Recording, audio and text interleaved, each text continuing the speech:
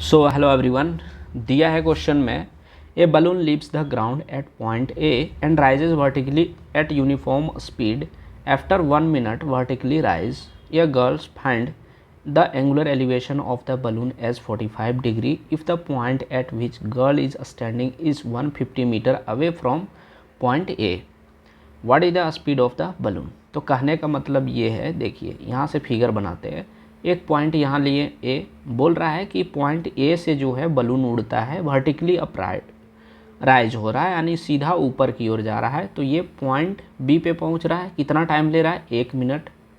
ठीक है, अब क्या बोल रहा है कि ये जो है वो लड़की जो है एंगुलर एंगल एक बनता है, इसका एक एंगल जो बनता है जहाँ से वो खड़ी रहती है वहाँ से वो 45 डिग्री का एंगल बनता है। तो ये जो है यहाँ पे लड़की खड़ी रहती है, वो कितना दूरी बोल रहा है पॉइंट ए से जो है जहाँ खड़ी रहती है वहाँ तक की दूरी 150 मीटर है। तो इस पॉइंट को हम सी मान लेते हैं और ये जो है इसको ले लिया है 45 डिग्री, ये दिख नहीं रहा है, ये हो गया 45 डिग्री। अब आपसे पूछ रहा है कि बैलून का स्पीड क्या होगा। तो पहले स्पीड निकालने के लिए क्या करेंगे, यहाँ का डिस्टेंस निकालना होगा, टाइम तो दिया हुआ है। तो डिस्टेंस निकालने के लिए क्या लगाएंगे, फॉर्मूला 10 cos sec जो भी है वो लगाना होगा। तो देखिए इसका लगाने का तरीका क्या होता है वो आपको बताते हैं।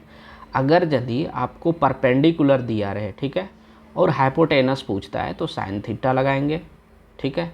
और अगर यदि बेस दिया हुआ है और परपेंडिकुलर हाइपोटेनस पूछ रहा है तो cos थीटा लगाएंगे। और अगर यदि आपसे बेस दिया हुआ है और परपेंडिकुलर पूछ रहा है, तो बेस दिया हुआ और परपेंडिकुलर पूछ रहा है तो हम लोग लगाते हैं tan थीटा। तो tan थीटा इक्वल टू क्या हो जाएगा, ए बी बाई ए सी।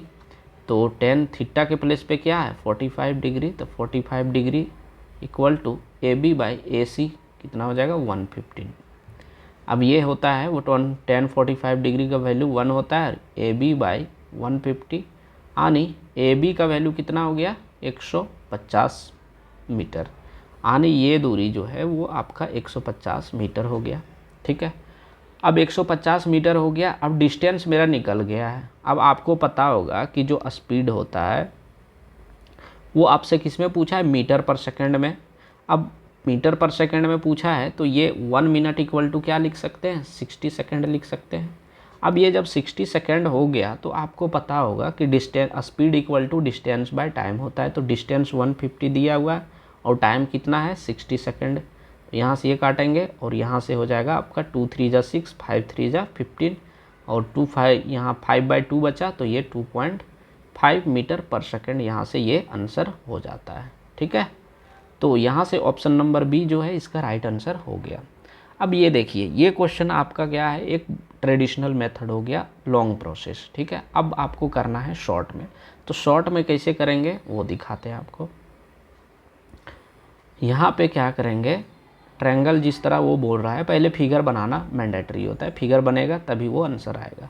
ये बोला है 1 मिनट लगा है, ठीक। 150 मीटर के दूरी पे जो है वो लड़की खड़ी है, ये पॉइंट सी लेते हैं, ये हो गया ए, ये हो गया बी, ठीक। ये 45 डिग्री हो गया। अब देखिए तरीका क्या है कि आपको पता होगा ये जब राइट एंगल ट्रायंगल है तो ये अगर 90 है, ये 45 है, तो ये भी एंगल 45 होगा।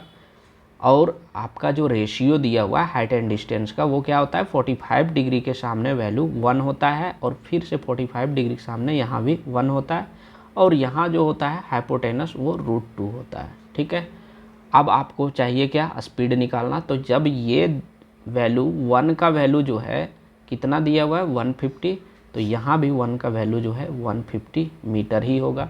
तो यहाँ से ये आपका डायरेक्ट निकल गया। अब आपसे पूछ रहा है स्पीड, तो स्पीड इक्वल टू ये मीटर पर सेकंड में बोला है तो ये मिनट में है, तो ये 60 सेकंड हो जाएगा। तो 150/60 अगर करेंगे तो ये डायरेक्ट काटते हैं तो ये 2.5 मीटर पर सेकंड हो जाता है, ऑप्शन नंबर बी।